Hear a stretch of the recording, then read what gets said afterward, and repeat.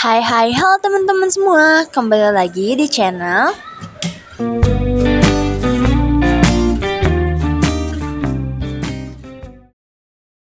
Jadi di video kali ini kita akan belajar tentang piutang dan utang bersama aku, Zahira. Simak terus ya videonya.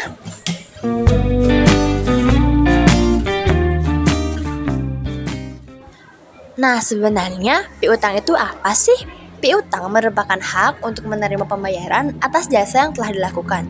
Piutang terbentuk ketika perusahaan menjual barang atau jasa dengan memberikan waktu pembayaran kepada pelanggan. Piutang dicatat sebagai aset lancar dalam laporan neraca.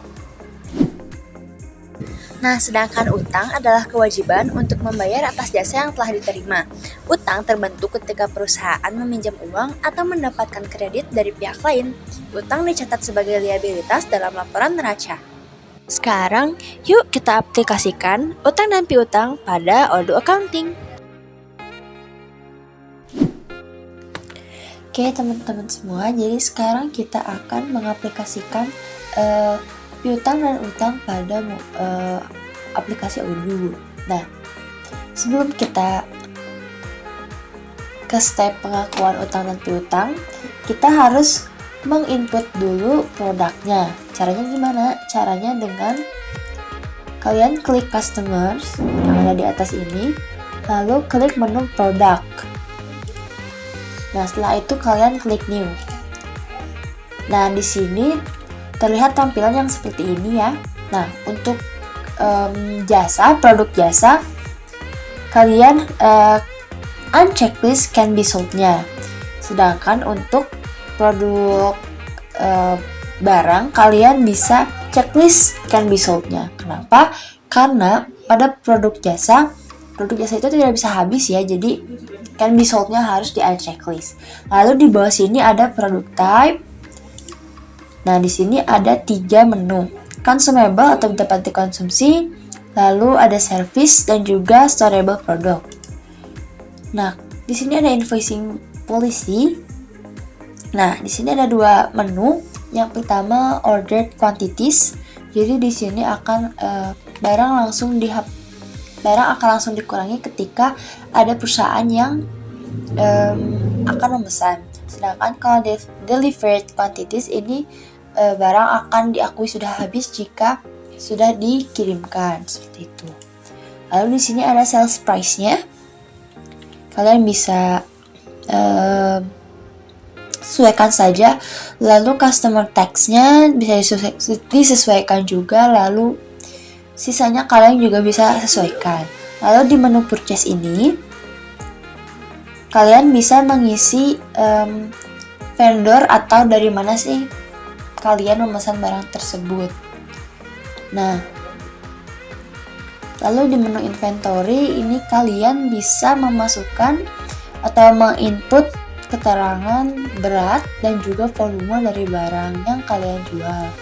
Lalu di menu accounting ini ada kalian harus mencocokkan akun-akun. Contohnya seperti income account, kita masukkan sales. Nah, ini ya teman-teman.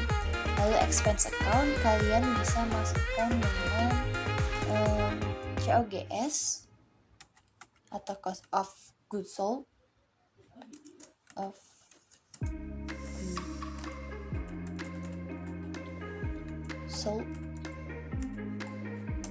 Nah, ini teman-teman. Nah, sisanya juga bisa kalian sesuaikan. Nah, jika sudah, kalian bisa klik save ya teman-teman.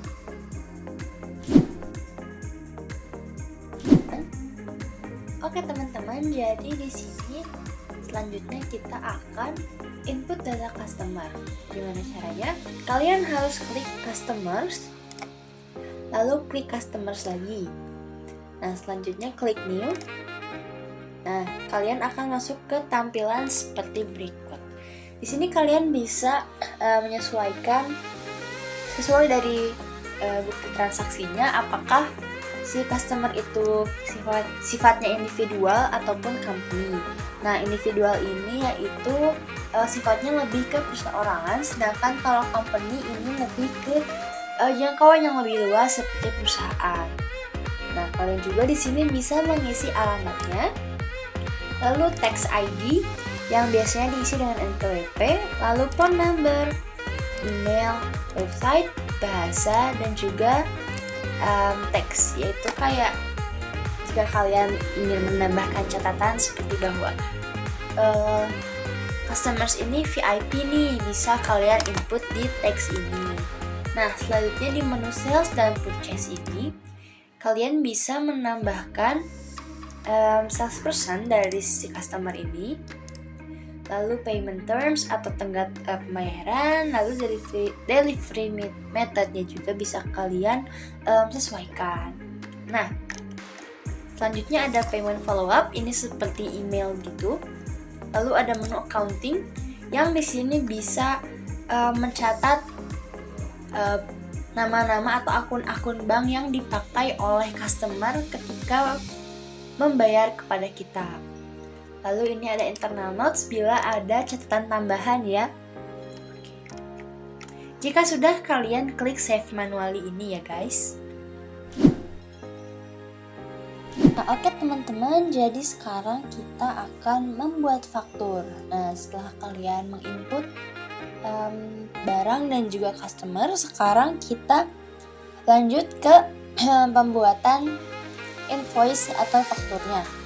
Caranya klik customer, lalu klik invoice, lalu ketika tampilnya seperti ini, klik new. Nah, di sini kalian bisa menyesuaikan customer invoice-nya. Lalu invoice date-nya juga bisa kalian sesuaikan. Lalu siapa customer-nya juga bisa kalian sesuaikan.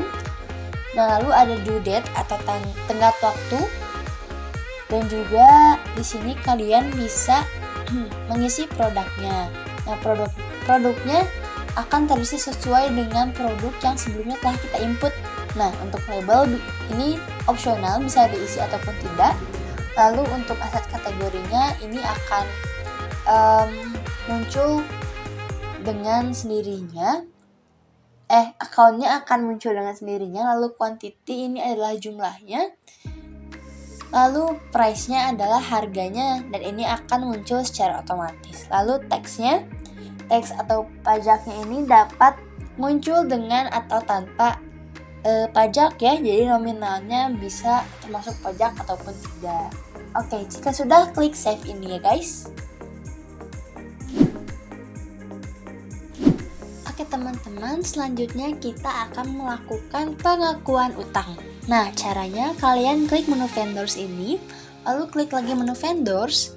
Nah, di sini klik lagi menu vendors, lalu bills. Lalu klik new ya. Nah, di sini kita dapat menyesuaikan dengan nomor bill-nya. Lalu ini vendornya, yaitu dari mana sih kita membeli barang kita, dapat disesuaikan ya teman-teman. Lalu bill date, lalu accounting date juga bisa disesuaikan. Resipien bank ini seperti bank mana yang akan kita kirim ya. Lalu due date-nya dapat disesuaikan juga. Jadi yang sebelah sini dapat kalian sesuaikan sesuai dengan peraturan dari perusahaannya ya. Lalu ini di sini ada produk. Nah, di sini kita isi dengan produk apa sih yang kita beli. Lalu label ini dapat diisi ataupun tidak, jadi opsional. Lalu di sini ada quantity, yaitu jumlah barang yang kita beli. Lalu price, harga barang yang kita beli. Nah, jika price-nya ini akan muncul secara otomatis. Tapi kalaupun nominalnya tidak sesuai, dapat kita ubah kok teman-teman. Jadi tidak usah khawatir ya. Lalu ini tax. Jadi harga yang muncul itu akan termasuk ataupun tidak termasuk pajak ya teman-teman. Oke, jika sudah, kalian klik menu confirm ini. Jangan klik menu yang ini ya. Jangan kalian klik menu save yang ini, karena dia hanya akan ditambahkan ke draft, tidak akan terjadi pengakuan. Jika kalian ingin langsung melakukan pengakuannya, kalian dapat klik menu confirm ini. Jangan lupa dipencet ya teman-teman, klik menu confirm, jangan lupa.